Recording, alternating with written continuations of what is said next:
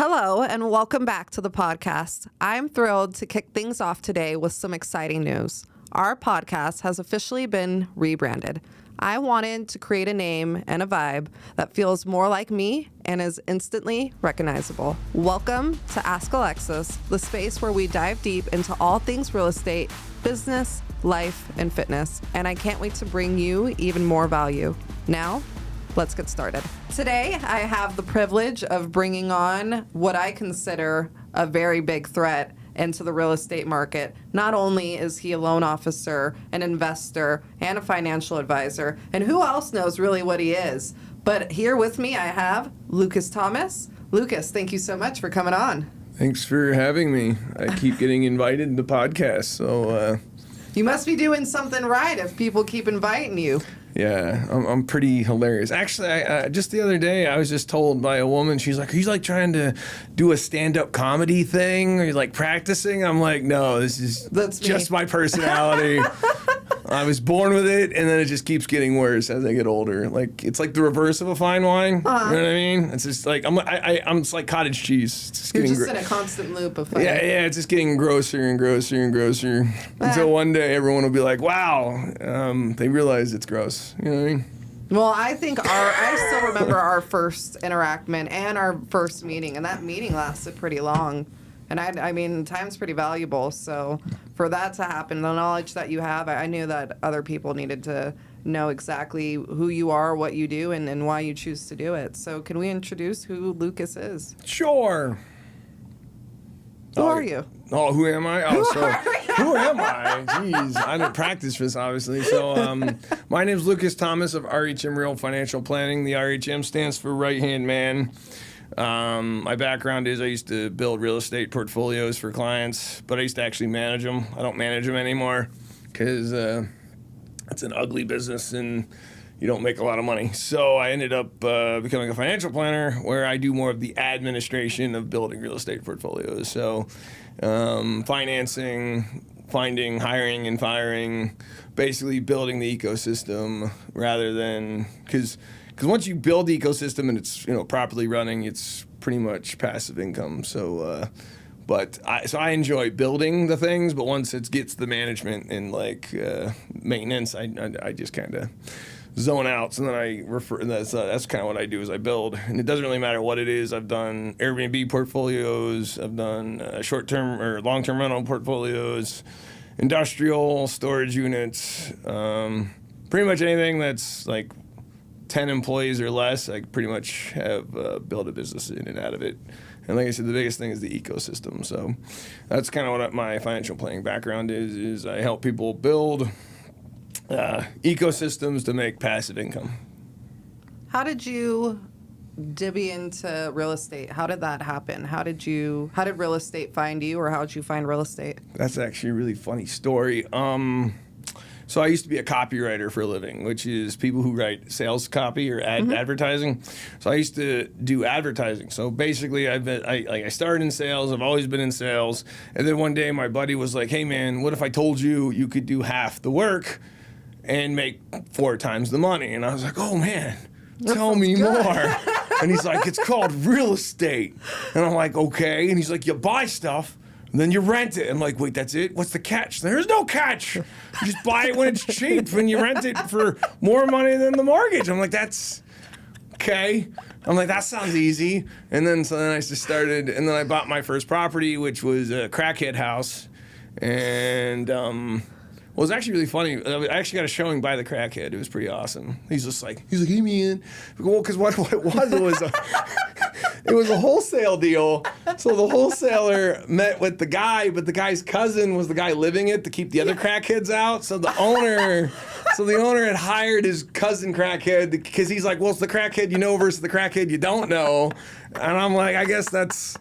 Anyway, so that was the very first property I ever bought as a real estate agent or a investor. Was I literally got a showing by a crackhead, and there was like giant dogs in the backyard, like Rottweilers going, and I was like, "This is awesome." There's actually stolen radios in the corner. You were sold at that moment. Anybody else would have been like, "No, absolutely not." No, I was looking past all the gross stuff because I was like, because I actually had brand new flooring. So the property was not. if you could look past the crackheads. Oh, did you know what the natural enemy of a crackhead is? No. Stairs. So if you ever go into a crack house, if you ever go into a crack house, most of the beds are in the living room and downstairs in the kitchen. So like, and they won't occupy the upstairs because I guess when you're rolling or whatever, they'll fall down the stairs. I don't know. All I know is one of those weird things I learned. Anyway, long story short, I looked past all the crackhead stuff and I was like, oh, this is awesome. Anyway, and then it had brand new flooring, had new appliances, new everything. Yeah. You could just look past the fact there was a crackhead living in it. Yeah, and that was the very first property I bought. And then the funny thing is when I bought the place, no one told him to leave, so I had to call the police. Oh, he stayed. Yeah, well, apparently the owner, the cousin, didn't tell the other cousin that it had been sold, and then I had to call the police, and that was really funny too, because I had to make the police scare them, and they left the next day. But then the HOA, this place is an HOA, mind you, and the HOA sends a security guard with me to help me change the locks, and that guy was more cracked out than the guy that just left. Like, he's like, yeah, man, I just got this job. I'm in a halfway house. You should turn this into a halfway house. I'm sitting here going like, dude, this is my first property ever buying. And I'm getting real estate advice from a guy who's in a halfway house, who's like, you should turn this house into a halfway house. He's telling me about all the numbers, and I'm like, actually, that's really good advice. Crackhead number 2. So anyway, that was my introduction into real estate. Was so getting a showing by Crackhead 1, getting real estate advice from the security guard who was a recovering crackhead, and telling me I should turn it into halfway houses. And that's actually how I got into halfway houses, which is a completely different story. But anyway, so that's how I ended up getting into real estate. Was my buddy's like, make money, started buying stuff like that, and then I turned around and then I turned into a business, because it turns out that a lot of people, they go, that's scary, and everything you just said horrifies me. I'm like, I mean, I guess. I guess so. I mean, if you, like, whatever. So I don't know why I don't care. It's just, that's just always been my nature, because people are people, and whatever. But the house was nice, and it's funny, I actually made a bunch of money off that thing. What was your return on it within the first year? Oh my God. So I bought it cash for $40. Okay. I rented it for like $1,000 a month. How much renovations did you have to do when those tenants actually left that property? You had mentioned that it had good flooring, and there wasn't really much. $4 or $5 grand. Oh, that's nothing. Yeah, and I actually ended up doing the repairs myself, because this was like back when I was like just first starting. I didn't have any money, so I actually did the rehabs myself. And actually, that's another funny story. So I was throwing away all the crackhead stuff that he had stolen, and I was putting it in the dumpster. And then another crackhead was taking it. Stuff? Yeah, but he was real nice about it. He's like, "Hey, man, do you want all this stuff in the dumpster?" And I was like, probably not. At least these crackheads are nice about it, like, hey man, I'm gonna take the stuff that the crackhead stuff that you're throwing out. I would like that. Can I have it? And I'm like, dude, I'm throwing it in the dumpster, man. Of course you can have it. So it's yours. Exactly. And as I'm dumping the stuff in the dumpster, he's taking the stuff out of the dumpster. You should have just handed it to him at that point. I know. I should have been like, hey man, but then again, I don't know if I want him in the house, because then he can eyeball it. But anyway, it doesn't matter. Point is so as I'm getting rid of stuff, he's taking stuff out of the dumpster. And I'm like, well, dude, this is such a beautiful cycle of life. You know what I mean?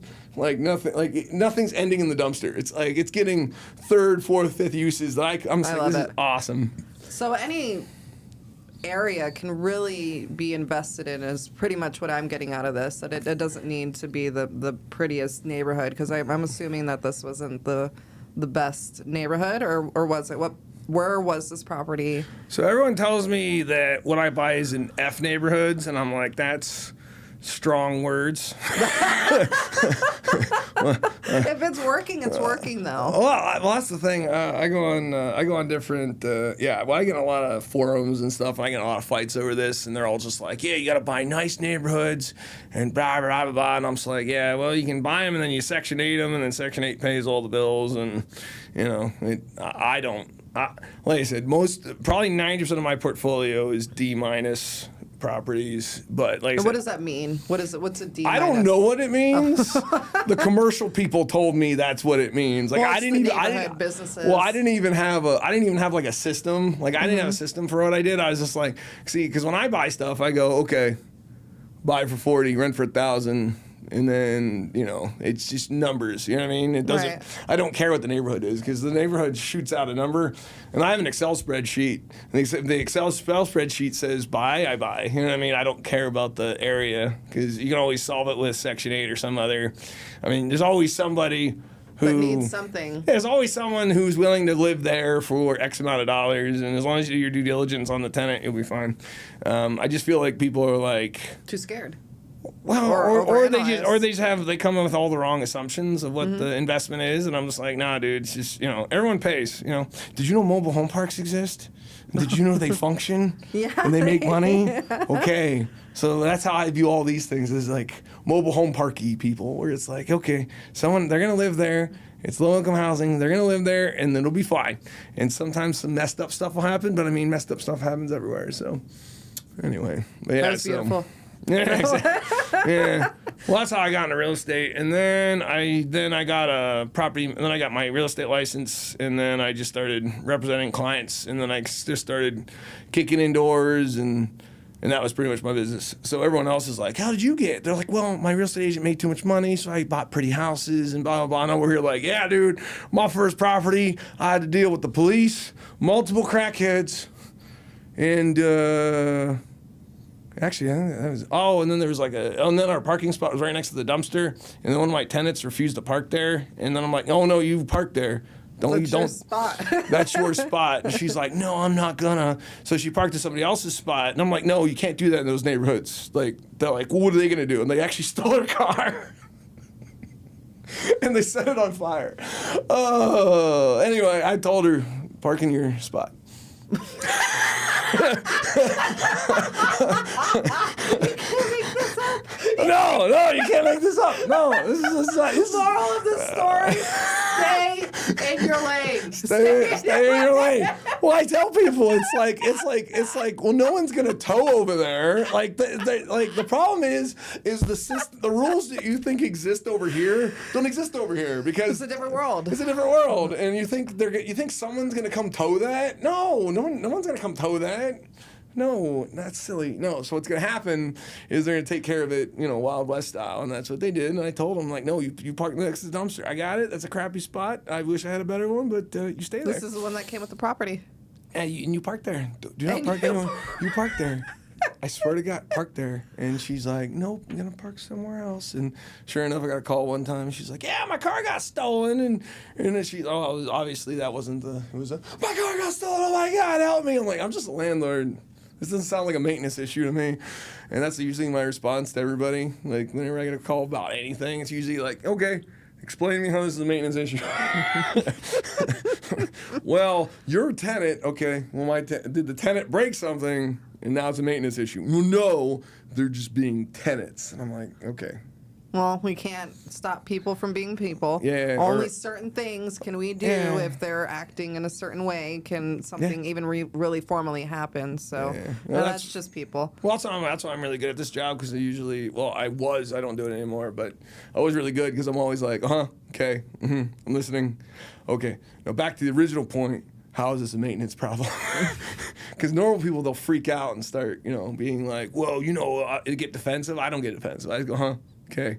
All right. Now explain to me where the maintenance problem is. Because if it's a maintenance issue, I'll gladly send someone, but I don't see any issue. Like, right. I'm not a people maintenance guy, okay? I cannot maintenance. I'm not a therapist. And sometimes it's like therapy. You know what I mean? Oh, yeah. Well, I think that's what this job is, especially on any side of it, especially because have you done a lot of wholesaling deals, too, where you're actually getting these deals off market? Or how have you built your portfolio? So I don't do wholesales as much as I used to. I think they're a lot of work. Well, it's a job, right? Because you got to cold call, door knock. You got to build a sales team. You got to be constantly after the next wholesale. Actually, wholesalers and crackheads kind of remind me of each other because they're always jonesing for the next deal. You know what I mean? Well, and sometimes they really do help. I mean, in certain scenarios, I mean, not every wholesaler is a great wholesaler, just like not every owner is a great owner. Every situation that an owner finds himself in is an ideal situation. But sometimes when those two people come together and that wholesaler can actually get that owner that's in a bad situation currently and kind of change their life where they're not having to foreclose and they're not having to take a hard hit on their credit. So then they can't even get into a rental because that hard hit on their credit and certain things. But there are some sleazy wholesalers, just like there are some sleazy crackheads. So I guess yeah, people being people, right? People being people. People being people. But yeah, most of my business was I found buyers, and I would train buyers so I'm not much of a property person. I've never been much of a listing agent. Usually, what I do is I farm people, right? So basically, I always find buyers because if you control the buyers, then the properties will show up. You know what I mean? Like, so, yeah, that's an interesting take on it. Yeah, so I always like the control buyers because if you control the buyer, then you can be like, okay, well this wholesaler's deal is bad because a lot of these people they have no idea what they're buying. I mean, you'd be amazed how many fix and flippers because with all the shows out now, it's really tough to actually. So people usually hire me because I'm the one that's like, I'm in the nuts and bolts and the guts of all the business, you know what I mean? So I know what a good deal looks like, I know what a bad deal looks like. That's why my company's called RHM, a right-hand man, because, I'm usually pretty good at being like, no, that's garbage, like, don't bring that back to me. And then, you have to tell people what you actually want because, if they keep bringing you garbage, you're like, dude, I told you what I want, stop bringing me garbage. But, the average person doesn't have the time to basically learn like everything you need to learn from the business. So I usually represent buyers and then I usually manage the process. So that's how I've always done it. Because wholesaling is like we just talked about. It's a lot of cold calling, door knocking. It's always deal sourcing. But buyers, you can have one buyer and they'll do 10 deals a year. You know what I mean? So I always like representing. Depending on the buyer and what they're actually actively doing. Yeah, most exactly. definitely. They're a lot more of a turnaround and then a seller, which can really only be a double-sided transaction. I mean, if they're selling that property and then going right back into purchasing another one, and that's only if it's within that same state, at least for agent-wise. Or you could get a referral off of it, but. Well, I do out-of-state referrals. That's why I'm a mortgage broker now, because what I do is I'm a loan officer now, because what I do is, like, if I go out of state, because I used to build asset management for a living, so I usually connect with a local property manager, and then I know how to pick them, because, that was my job. So I already know, like, the secret ways to make money as a property manager. Hey, I gotta make a phone call, that's $5. What do you mean it's $5? Like, no. And then it's like, and then they're like, whoa, if we got to pay for something, it's 10% or whatever the payment is. Property managers. Or even worse, they own the maintenance company. That's the worst because then all the prices go, yeah, that's market rate. I'm like, I hired a property manager not to pay market rate. Did you know that? I hired you because you're supposed to have so much business with this contractor that they discount their labor. That's what I hired you for. And they go, well, how am I supposed to make money? I'm like, I don't know, man. Property managers. So what I do is I don't even do the referrals now. What I do is I introduce to the agents, and then I do the DSCR loans, right? So then I can control, because if the agent's being bad, I'll fire the agent and find a new agent. You know what I mean? Really, just to make the deal happen, your client's best interest. Yeah, agents are kind of like property managers are worth their weight in gold, but buying agents are like a dime a dozen. You know what I mean? like once they stop getting motivated, it's awful. Yeah, it's gone. Yeah, gone. Property managers worth their weight in gold. Buying agents, once they come. Because I was a buyer agent, so basically my existence is, well, I know how to do that right too. Because I'm like, no, this is how you do it. This is how you do the inspection. Your entire job is due diligence, and if it's a dead deal, it's a dead deal. Like I've had clients literally put 5 or 6 properties under contract, and they're all garbage, and we just didn't close any of them. And then eventually we'll close, and I'm just like, yeah, I don't care. Like that's the, why? Because too many people try to force deals to happen, and that's like the worst. It's like, no, you don't force deals to happen. That's why I don't try to buy in certain states anymore, because people are like, well, I want to buy in my own backyard. I'm like, well, your old backyard's like, sucks. Yeah, like everything's it's too priced. You can't get a lot of return out of it. Everything's $1 million.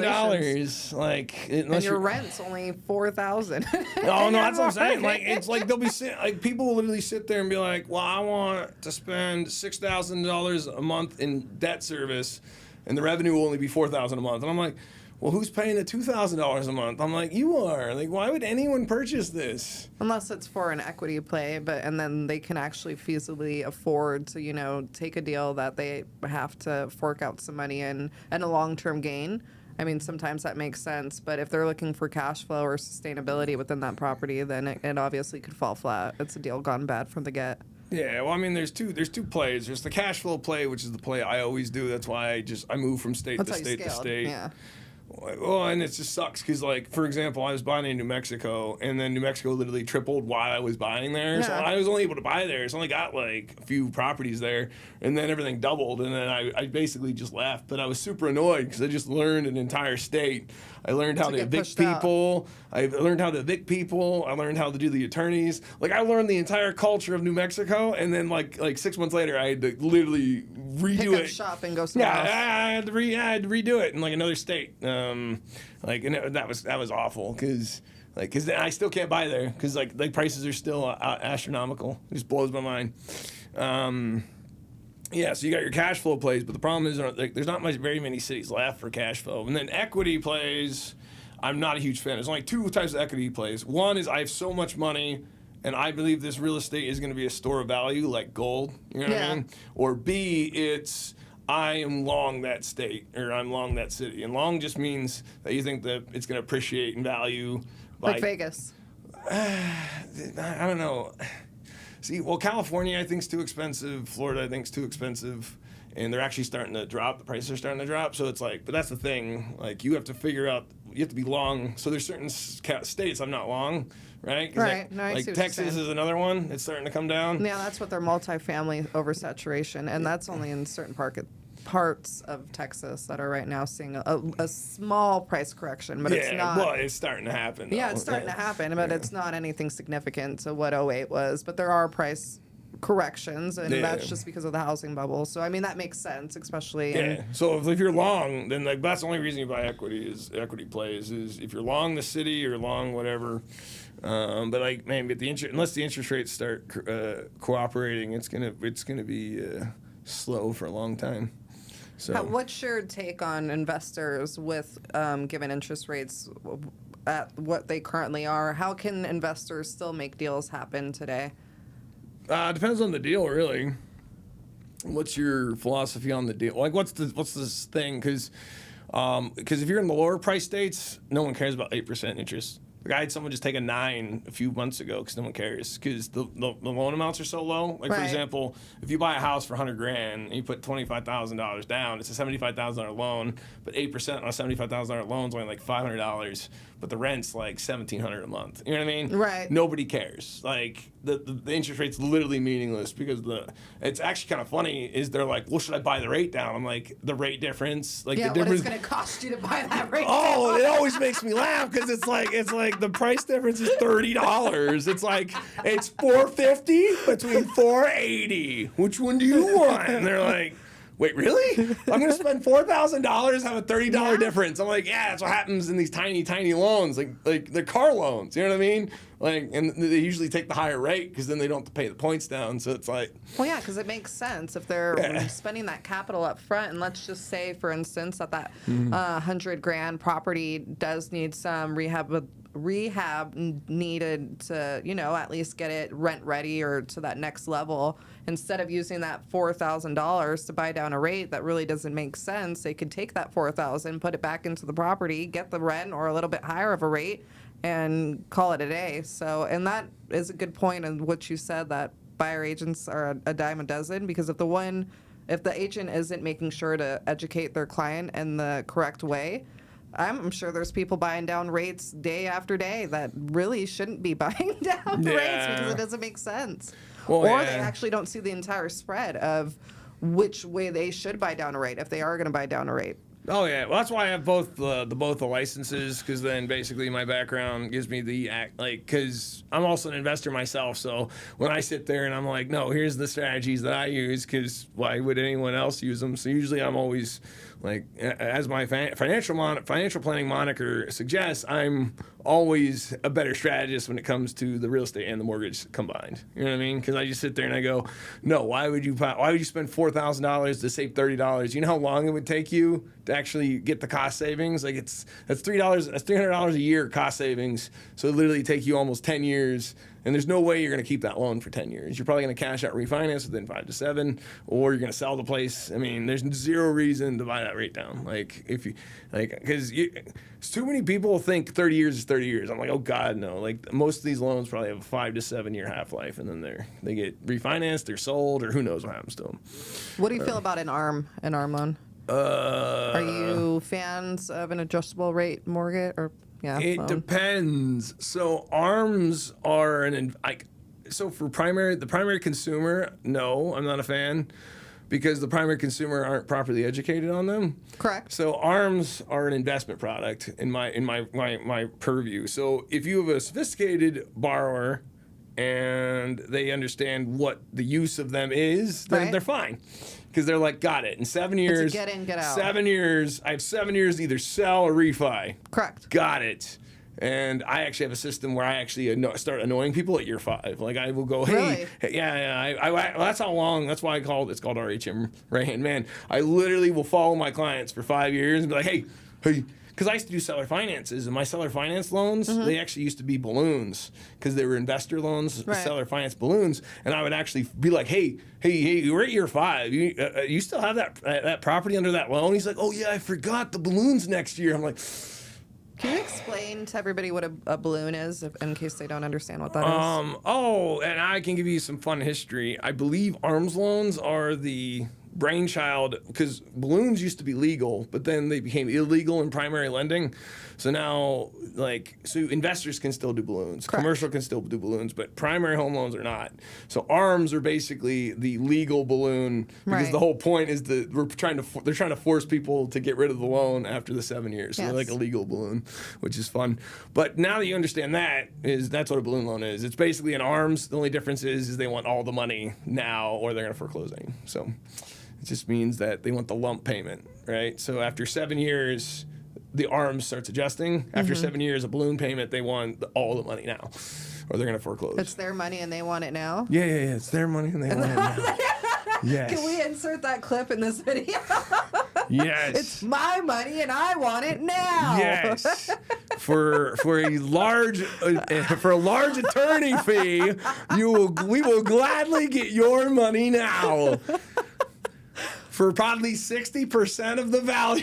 How do you feel about bridge loans with, a regular mortgage loan mixed with hard money? How do you feel about those for investors? Well, let's get back to the original question, which was what are the markets doing? So, so if you're in a lower, so Milwaukee, or not, well, not anyway. So these lower price states, they're still hyper aggressive. Like it's still competitive. Like people are still fighting. Like I have a real estate agent. He's so busy buying and selling property right now that that he basically has not.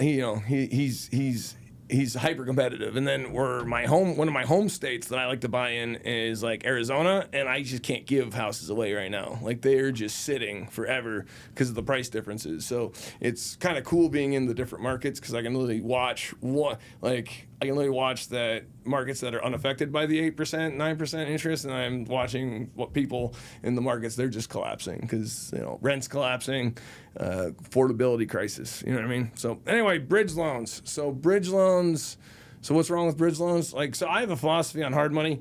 Bridge loans is when you screw up so bad that you'll take anyone's money and. There's a system how finance works. I took the hard money, I screw it up, and now I need to get a bridge loan. And then you're like, please God, someone help me out of the bridge.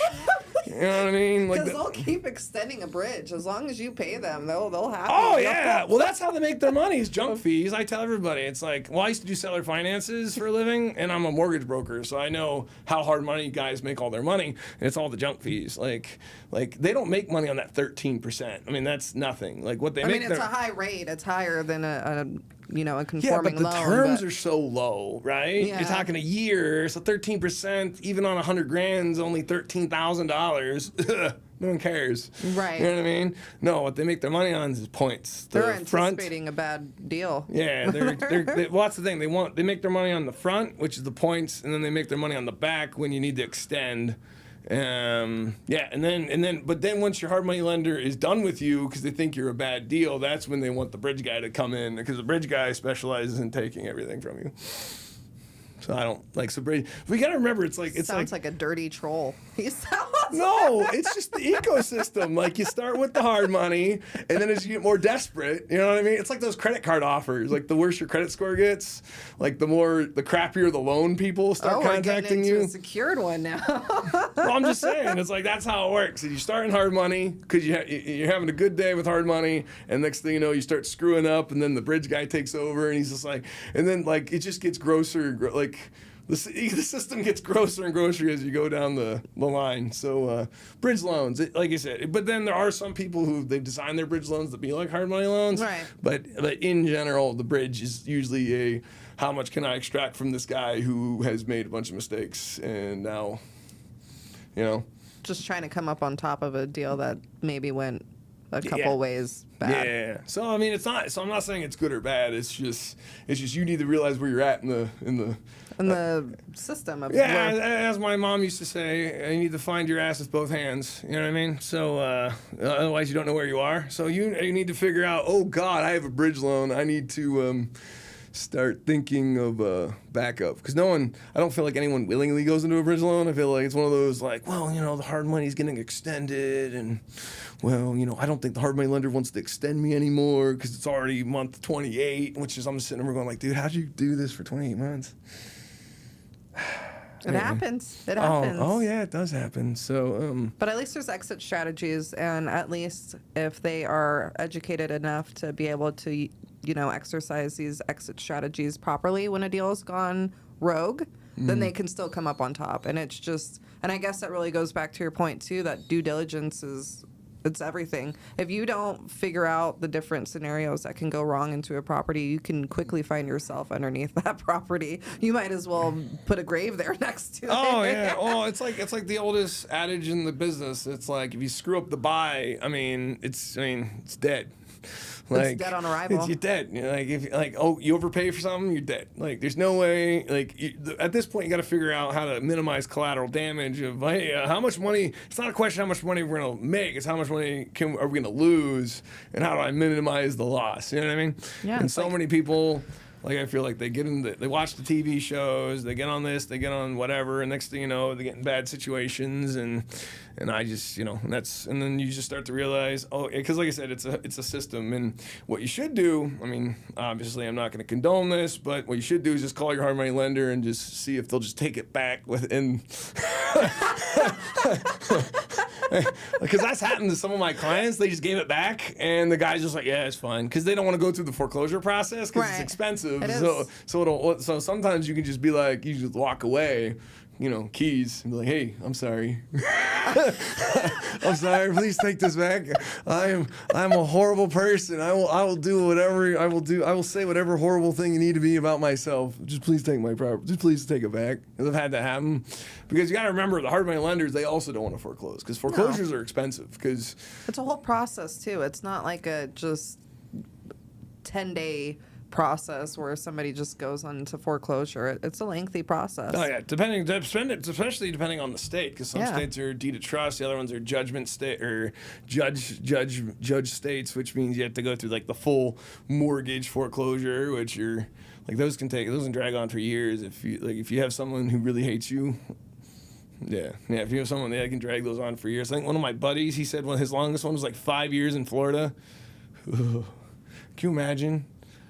Being in stress for 5 years? No, he's trying to take the house for 5 years. Like, they were in foreclosure for 5 years. Yeah, that's stressful on either side. The person that the house is getting taken from, or the person that's trying to get the damn house back. Yeah, can you imagine? Can you imagine just being like, imagine being in constant battle with like somebody for 5 years over here. Oh my God. Oh, I'm okay. And this isn't to scare anybody that wants to go on their own journeys of investment, but this is the reality of it. Like, there's good times in investments and there's bad times, but it's a great point that when you purchase a property, you need to make sure that you're purchasing it with the most water in the bucket, is kind of how I see it. Mm-hmm. And then every time that you're going through this transaction with this quote unquote bucket of water, you're trying to keep the most water in this bucket without spilling it. Now, when you do things like hard money and you go into a deal longer than what you anticipated, the more water is coming out of that bucket. And the more water that's leaving the bucket, the less money that you get to walk away with. So it's kind of like, if you don't purchase right and make sure that bucket's filled to the top, then yeah, your bucket's going to runneth dry as soon as any problem arises. Yeah. So, I mean, I've usually what I do is I buy properties from slumlords. I buy, like, basically, well, you know, it's like the whole wholesaling business, right? We buy off of people in distress, or it's gross or whatever. It's usually people who don't have the money to fix it up. And my background is I used to buy slumlord properties and just fix them up, and, you know, wouldn't spend a lot of money on them, but just because of the deferred maintenance, I'd get them like big discounts on them. You know what I mean? Mm-hmm. Plus, they're in like gross neighborhoods or whatever. So, you know, because then it's like, because no one wants them. Like, I own some really gross houses in some really gross places, and those are my favorite, because then everyone. Well, I used to think it would keep the rich people out. You know what I mean? I used to think big money would stay out of those neighborhoods, but now even big money buys them. It blows my mind right now, because that's why I thought I was insulated from the system. And I see what you're saying. Yeah. I thought you were in like a protected like niche almost, where you didn't think that tampering was going to happen. Like, who would come into these neighborhoods? Like the same ones that are realizing that you can do Section 8 or the different strategies, halfway houses, or these different facilities that are needed in residential or commercial spaces. I mean, there's so many different strategies to utilize when investing in real estate. It's just who you know. What education are you putting yourself through, and what niche are you going to go after? And you chose your niche. You chose the lower budget properties in multiple different states. I mean, how many states do you have a portfolio in? So I get some international stuff too. No way. Yeah. Well, so I have this knack where, like, I'll do business, and then if someone steals from me, I usually end up getting my stuff and their stuff too. Like, just don't steal from me. I thought it was a simple concept. Yeah, but that's how I ended up with some international stuff. So I had a business partner of mine. He stole some money, and the exchange was I was like, yeah, well, I'm gonna take that now, and that's okay. Anyway. That's mine. Well, don't steal money. I feel like that's a fairly simple concept, but what do I know? I'm just the guy. What was the question again? No, I don't remember. Oh, it doesn't even matter. It doesn't even matter. No, I had asked you how many different portfolios do you have in the different states. Yeah, so cash flow plays are basically going the way of the dinosaurs. There probably won't be cash flow plays very much longer unless you're a cash buyer. But, I mean, there's way better uses for cash. Like, why would you, like, some of this stuff is like $1 million to make, you know, 15,000. To make it work, or you have to put a significant amount of money down instead of, you know, what could have easily been, you know, at 5%, and keeping some of that money, you know, forward, where you don't have to invest 25 to 30% to even sometimes 40% that some people are needing to make deals happen just so they can simply cash flow a couple $100s. So yeah. Well, the worst part is expensive. The worst part is like, even the states that I have been, like, remember how I was forced out of New Mexico? It's actually happening to me in my current states as well. Like, I think there's only about 2-3 more years before cash flow is gone. Like, unless there's some sort of collapse or something. I you know, knock on wood, I guess. But then again, knock on wood for the collapse, because then there'll be more property to buy again. Oh. Which side do I want to have it? It doesn't matter. Make money on either one. Anyway. Yeah, it's educating yourself. Yeah, so basically so pretty much real estate in the next 2 to 3 years will be equity play only. But then the problem with equity plays is the affordability crisis. How more expensive can real estate actually get before no one can actually buy real estate? You know what I mean? No, that's a really good point because we are in a really weird spot, right? We have interest rates that are, they're climbing more than they're dropping. And on top of that, home prices for the most part, and unless you're in certain, sectors of the world, they're continuing to see increases. I mean, right now, as of January, there are a little bit more of a stagnant line and a little bit of decreases. But for the most part, I mean, especially all of last year, we saw a lot more increases than we saw decreases, even on the interest side of things. So it is kind of interesting that we have two elevated points, and there's nothing breaking right now. So it is kind of interesting. But I mean, our economics are looking pretty strong. That's what I'm saying. Nothing makes sense anymore. No, nothing makes sense. Yeah, exactly. I sit here and go, well, it's just so funny. Like, what's the market doing? I'm or economy. Excuse me. I was going, what the market's doing? Yeah. It's doing does stuff. It does. Yeah. Well, it's She's going, does things. Yeah. And well, is there patterns? I'm like, there's no patterns anymore. There was. Yeah. Well, I think the real issue is there's just so much money now. It's just, there's so much froth in everything. So it's like. Food. Because there's so much froth in everything. So it's like, how is anything supposed to make sense when it's like if one person can drop $1 billion in a market, and I call them money bombs, right? So that's what happened to me in the different states. Is I would get to the state, buy there for 1 to 2 years, and then some wealthy company would drop a money bomb on the city, and next thing you know, the property values all go up by that double. It happened in multiple states, and it blows my mind. You know what I mean? Mm-hmm. Because how is it? And it's happened to me in almost every state. And now we're on the last few states. We only have 3 or 4 more states, and then everything's gonna be equity play. But yeah, nothing makes sense anymore. At this point, that's what I'm pivoting some of my businesses from long-term and short-term rentals because those are so saturated. I'm actually shifting to other business models right now. Different avenues. Yeah. Well, and that's just staying current with the times. And I guess the biggest piece of advice that I could give really is learning the market that you're in, learning those strategies that are going to survive in that given market, because what worked in, let's just call it 08, right? Those strategies that happened in 08 are not happening in 2025. So you have to know your market. You have to know what's able to be done. Just like short-term rentals, right? Short-term rentals, they completely blew up, and it was a great time. You could pretty much buy any 3-door property or, 3-bedroom property, kind of have some furnishings that maybe didn't make sense that you got on Facebook Marketplace, or, you dumpster dived and you made it look a little bit pretty. No, this is a reality. People were able to put anything in these properties and make a substantial amount of cash flow.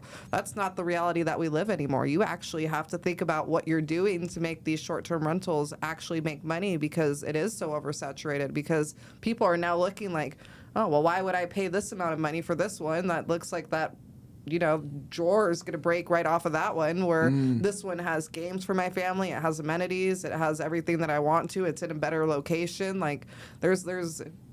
You have to pivot, and you have to make sure that when you enter into any investment strategy, that you learn exactly how that investment strategy should play out. If not, then it's a deal gone rogue. Yeah, and it's funny that you mentioned that, because and the platforms are getting worse for the hosts as well. Yeah. And it's gotten to a point I don't even do the platforms anymore. I just go to hotels, because it turns out that hotels, it's a standardized process, because sometimes with the platforms, you can go on Expedia and have, right, Expedia.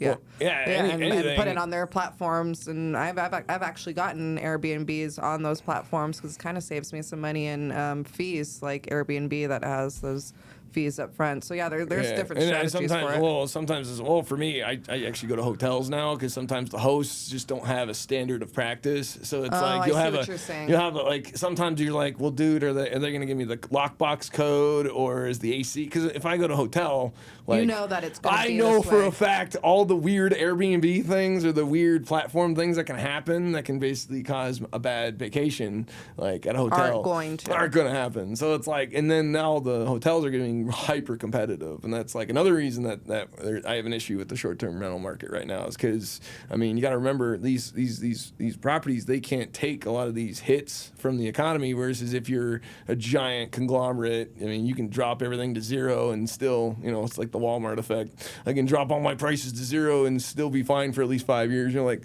yeah, no one can compete with that process. So no, that's a really, really good point. yeah, short-term rentals are really tough and really tough. Actually, I mean, all investments I think are really tough right now. Yeah, it's just knowing how to actually structure that investment correctly because anything's doable, whether it's long-term, mid-term, short-term.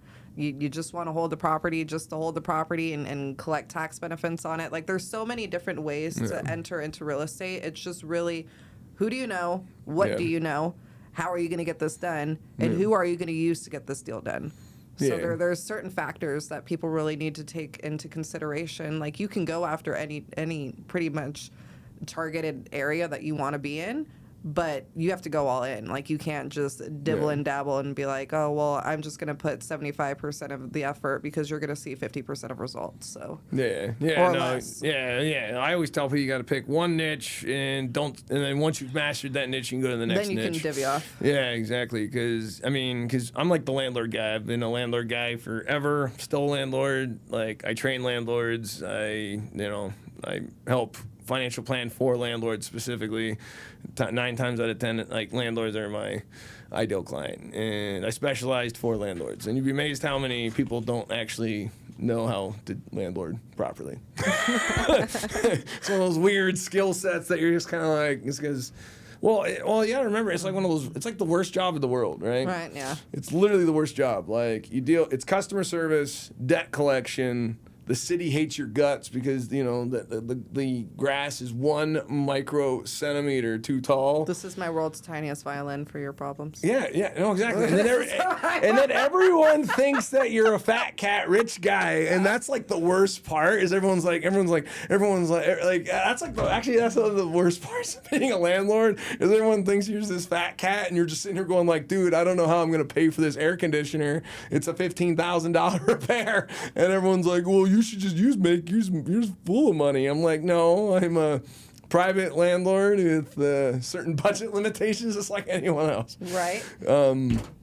Yeah, but it's funny because, and then also that's another reason why being a landlord sucks. Because literally, one of my buddies, he's a landlord, and he's actually lost dates once they found out he was a landlord, because they're like, oh, I don't like people who do that to other people. I'm like, what does that even mean? Anyway. So on this side of the segment, I like to give you tacos. Oh, Even though we are rebranding our podcast, I definitely just wanted to thank you. And I'm going to ask you some funny questions just so people, I'm sure people already get your personality from this interview because it shines. Within 30 seconds, within 30 seconds of meeting me, they're like, oh, you know what? I think I get that. I think I understand him. Understand that guy. Yeah, we know him. We've met that guy before. We've met that guy. He's kind of loud. He's kind of obnoxious. He's kind of funny sometimes, or at least he thinks he's funny, which is sad, really. We should feel pity for him. And I'm like, that's fine. Pity, I'll take pity laughs. I'll take any laughs at this point. You know what I mean? What's more terrifying, a haunted house or a house with bad plumbing? House with bad plumbing. Really? Yeah, well, you're taking the go, or well, I'm a horror film guy, so I love haunted stuff. Yeah, so you want them. You're like, I'd be like, take me now, ghost. I just want to see what the other side looks like. Yeah, we got this just for when you first came in. Yeah, that makes sense. Well, it was so funny. Like, that's why I do so well, because like there's some real horrific things that you deal with in the landlording world that you're just like, I just think it's funny now. Like I got a real gallows humor now. It's just like normal person's like, oh wow, that's sad, and I'm over here going like, oh man, did you see that? Oh, dude, I didn't even know you could do that with that. That's awesome. And a normal person's like, dude, you realize that house just exploded. I'm like, I know, but that's what insurance is for. Anyway, we need to enjoy. I could call you up and be like, hey, Luke, there's something weird going on in this alley. Would you like to come witness this with me? And then I can guarantee you'd be like, oh, yeah. I'm sold. Oh, no. And I would bring like 2 of my battle buddies, because you never, well, you can never be too careful, because if you have a group of 4, they can't get us. Okay? And then we can actually go enjoy whatever's going on in that alley. And there's 4 of us.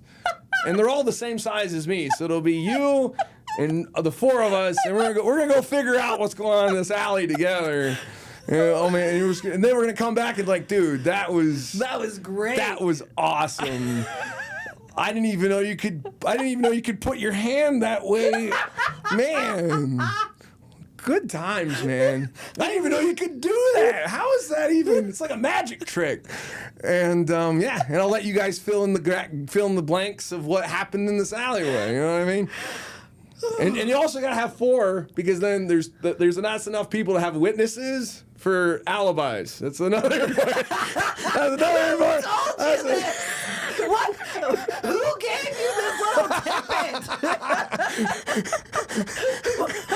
Yeah, 4, because then you have that's the proper amount of witnesses to whatever alibi just happened. What are you talking about? Anyway, I'm friends with a lot of attorneys, and this is what attorneys like. Well, there's certain things that people discuss. Tell you to go out and people of 4? This was their advice to you? Oh, well, if you ever work in like security, like you can never be left alone with certain people. You know what I'm saying? Because it's he said, she said. So it comes from like a security thing. I pick up what you're putting down. Yeah. So if you're ever in like certain, because I was in the military, so if you're ever in certain services, you're never allowed to be alone. Like alone in certain situations with anybody, right? Because then it's a he said, she said situation. Therefore, you're, like it's 2 is well, it's 2. 2's okay for getting jumped, right? But 3 and 4, we know exactly what happened in that alleyway. You know what I mean? Because now it's enough people to be like, no, like you can get the truth. Well, it's like the law of averages, right? Out of 4 people, like there's 4 people. If 4 people can't figure out what happened together, okay, then you got. When I give up in my faith in humanity, not that I have a lot of that, but like I said, it's 4 people. It's the more you have, the less likely you're gonna run into trouble. It's a rule. I like that. Yeah. My last question to you: if you could go back to your younger self, what's one piece of advice you would give young Luke? Oh God. It'd probably be like hyper-specific things, like don't follow that girl down that alley without the 4 people. It'd be like hyper-specific advice. I would sit there with like a little timeline, be like, in October 27th of 1999, don't eat that burrito. Don't do it, okay? Don't do it. I don't care how hungry you are. Don't eat that burrito. Because actually, that happened to me in the Philippines. I ate like this. A hangover situation? No, it was worse. I ate food at a restaurant, and like my gut said, "Don't eat at that restaurant." And then I ate at that restaurant. Yeah, and I had food poisoning for like 3 days. Oh. Like I almost physically died. Like it was one of those like you couldn't recognize me after the 3 days. You know what I'm saying? Because I had sweated so much. It's like I came out like I'd been. It was awful. I don't think I've laughed this much on this podcast. This is why I get invited back a lot. People ask me to come back all the time, and I don't know why. But anyway, so it'd probably be hyper specific things. But if it was like investment related, which is probably where we're going with this, I would say. Buy more real estate, find more money, and buy more real estate. Because like I said, because I own a lot of real estate, but then I didn't realize the prices were going to quadruple. You know what I mean? So it's like the best time to buy is always now. Boom. That's what I wanted. Well, especially if real estate, especially if the deals make sense. Do it. Like, that's what we're doing. I mean, I'm still closing deals right now with clients in certain states, in certain areas, because like, I mean, when I started buying there, everything was like 30, 40, 50 grand. Now everything's 100 grand, but it doesn't matter if they're 100 grand. The numbers still make sense. But once the numbers stop making sense. But the problem is now we can actually see the through line that it's going up. So like, you can actually see the end. You know what I mean? We can see the horizon. The horizon's not good. Like once these numbers, because like I said, it went from 40 to 100, 120. Like that's quadruple return. That's a quadruple price, which doesn't sound like a lot because 40, 120K, it's not a lot. It's not a lot of money. But if you think of it per percentage, I mean, that's literally that's like a 1,000% increase. You know what I mean? Mm-hmm. So buy now, but then once the market is dead, just you can't make it work. Like that'd be my 2 pieces of advice. Don't make markets work because you can't force. I mean, once the numbers don't work, they're dead. So don't try to don't force markets to work, and then always buy more real estate now. Because I mean, if you have a 30-year mortgage and it's fixed, I mean that thing's. I mean, you have that property. Like the rents would have to collapse so heavily that this property to ever not be a for this property to be a loser. Right. But if the rents dropped at that much, we'd have bigger problems. You know what I mean? Yeah. That's like true. Why is rent $100? No, those are really 2 great advices, and that's a great way for us to leave on this tip. Thank you so much, Lucas, for coming on today. I'm sure our audience is leaving more informed than they were before. Thank you all for tuning in to today's podcast, and I hope you enjoy the direction that we're headed in. Please, if you like today's episode, like, subscribe, and share it with somebody you think could benefit from today's show. With that being said, I will see you all next week.